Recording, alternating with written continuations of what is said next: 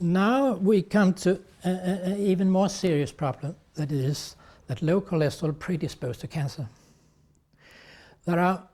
We have identified at least 11 studies where low cholesterol measured 15, 20, 30, 40 years previously was a risk factor for cancer. If you have a substance that is carcinogenic, the first type of cancer to expect is skin cancer. It's easy to diagnose, it's easy to see at an early stage. Pancreatic cancer, you see it after 10 years, but you see a skin cancer, you observe it immediately. We also know that in the United States there have been an epidemic of skin cancer, non-melanoma skin cancer.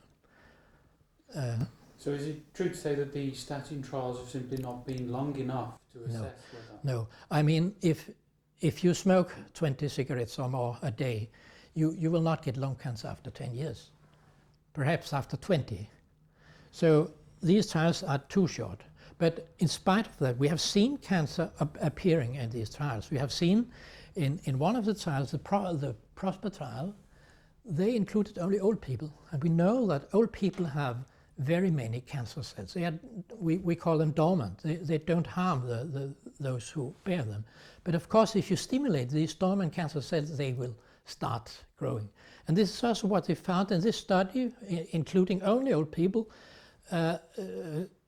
All sorts of cancers were seen more often than in the untreated control group. How did they explain it? The research, they are paid by the drug industry, of course. Well, they said this is of course not good, so we have to analyze it. It is probably accidental finding. So we analyze all the simvastatin trials to see if it's coming back again and again. But first, by doing that, they had already excluded skin cancer, and also the mean age of the people in the other trials were 25 years lower than in the PROSPER trial. So you can't use that analysis to anything. It's a fact that when you only treat old people, then you will see cancer more often. With respect to cancer, the CARE study showed a definite increase in the incidence of breast cancer. This obviously would tend to happen more in patients who are susceptible to breast cancer or had a history of it.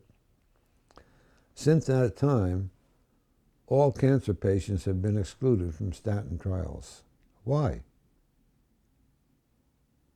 And so they can pick and choose from past experience. Well, no, we won't have him, we won't have him, her, etc., and so forth. So yes, there's all kinds of ways they can fudge the results.